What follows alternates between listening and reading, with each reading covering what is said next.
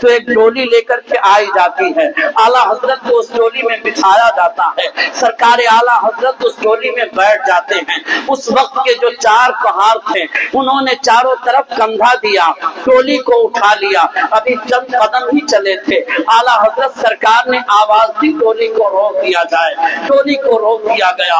اعلیٰ حضرت مجدد اعظم فوراً باہر تشریف لائے ہیں، چہرے پر پریشانی کے آثار ہیں۔ اللہ اکبر۔ میرے آقا اعلیٰ حضرت ارشاد فرماتے ہیں، اے لوگوں بتاؤ کیا تم میں سے کوئی آل نبی ہے؟ کیا کوئی سادات گھرانے سے تعلق رکھنے والا ہے؟ کسی نے کوئی جواب نہیں دیا ہے، لیکن ایک کمزور سا آدمی جو ان ڈولی اٹھانے والوں میں شامل تھا، انہوں نے کہا کہ مزدوروں سے کام لیا جاتا ہے، ان کے ذات پات نہیں پوچھے جاتے ہیں، آپ نے اگر میرے نبی محترم کا واسطہ نہ دیا ہوتا تو میں کبھی بھی نہیں کہتا کہ میرا تعلق اسی نبی پاک صلی اللہ علیہ وسلم کے گھرانے سے ہے۔ اللہ اکبر۔ اس کے بعد آپ نے کہا ہاں میں ہی سید زادہ ہوں، میں ہی آل نبی ہوں۔ جیسے ہی انہوں نے اس بات کا اقرار کیا ہے، زمانہ دیکھ کر کے حیران ہے، وقت کا مجدد اعظم اعلیٰ حضرت عظیم البرکت جس کے قدموں میں بڑے بڑے علماء کی دستار پڑی رہتی ہے،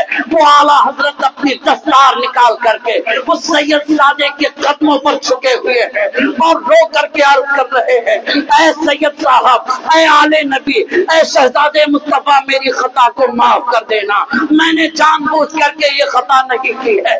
سنیے، اگر آپ نے میری خطائیں نہیں معاف کی تو روز قیامت میرے مصطفیٰ نے مجھ سے پوچھ لیا، اے اعلیٰ حضرت، کیا میرے بیٹوں کا کندھا تیری سواری اٹھانے کے لیے تھا؟ تو اعلیٰ حضرت کے عشق اور اعلیٰ حضرت کے عشق کے ناموس کی دھجیاں بکھر جائے گی، میں اپنے نبی کے سامنے شرمسار ہو جاؤں گا۔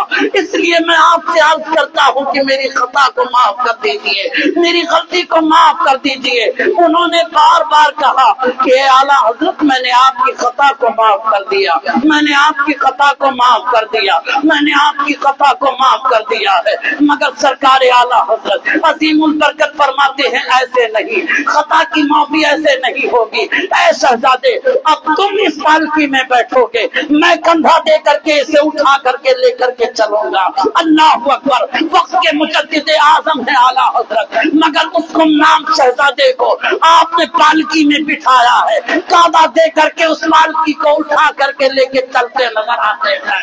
اے لوگوں، علم والے اور بھی دنیا میں پیدا ہوئے ہیں، مگر اعلیٰ حضرت جیسا عاشق مصطفیٰ کسی جماعت، کسی گروہ میں، کسی بستی میں نظر آئے تو دکھاؤ، جو عشق مصطفیٰ کے ساتھ میں اس طرح ڈھلا ہوا ہے کہ ایک گمنام شہزادے مصطفیٰ کے قدموں میں اپنی ساری عزتوں کو قربان کرتے نظر آ رہا ہے۔ یہ میرے آقا اعلیٰ حضرت کا ادب احترام تھا کہ میرے آقا اعلیٰ حضرت نے سادات کا اس طرح ادب احترام کر کے خود بھی محبت رسول کے سانچے میں ڈھلے ہیں۔ تمام عاشقان رسول کے دلوں میں اس سے مصطفیٰ کی شمع جلا رہے ہیں، اسی لیے تو عاشقان اعلیٰ حضرت نے تڑپ کر کے جواب دیا تھا، ڈال دی قلب میں عظمت مصطفیٰ سیدی اعلیٰ حضرت پہ لاکھوں سلام۔